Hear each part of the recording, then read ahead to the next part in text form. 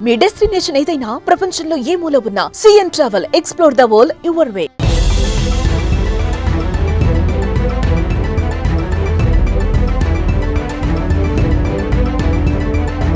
ప్రపంచంలో famous short video యాప్గా పేరుగాంచిన tick talk ప్రస్తుతం అమెరికాలో బ్యాన్ రిస్క్ను ఎదుర్కొంటోంది. ఈ పరిస్థితుల్లో TikTok parent company ByteDance ప్రత్యామ్నాయ మార్గాలను పరిశీలిస్తోంది. అందులో భాగంగా టిక్ టాక్ అమెరికా యాక్టివిటీస్ను ఎలాన్ మస్క్ చేతికి విక్రయించే అంశం చర్చకొచ్చింది. ఈ సమాచారం బ్లూంబర్గ్ న్యూస్ ఆర్టికల్లో చైనా అఫీషియల్ కేటగిరీలను కోట్ చేస్తూ వెల్లడించారు.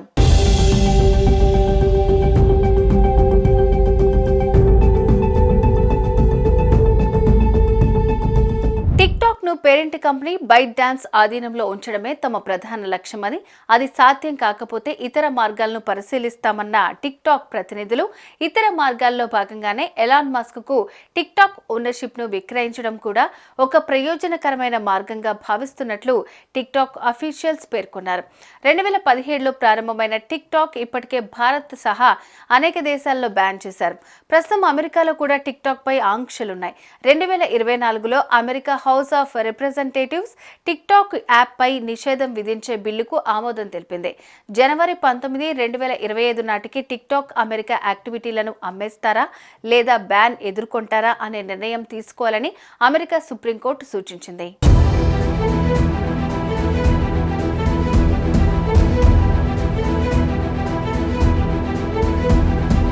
అయితే టిక్ టాక్ సంస్థ ఈ నిర్ణయానికి వ్యతిరేకంగా కోర్టులో అప్పీల్ చేసింది.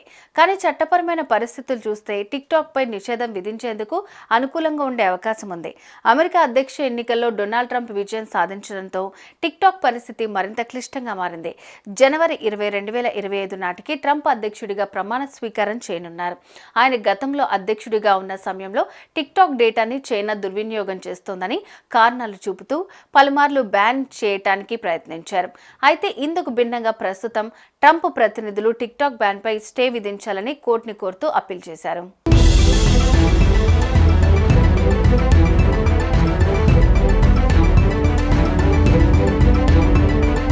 ట్రంప్కు అత్యంత సన్నిహితుడైన Elon Musk TikTok America activities rights ను కొనుగోలు చేసే అవకాశాలున్నాయి.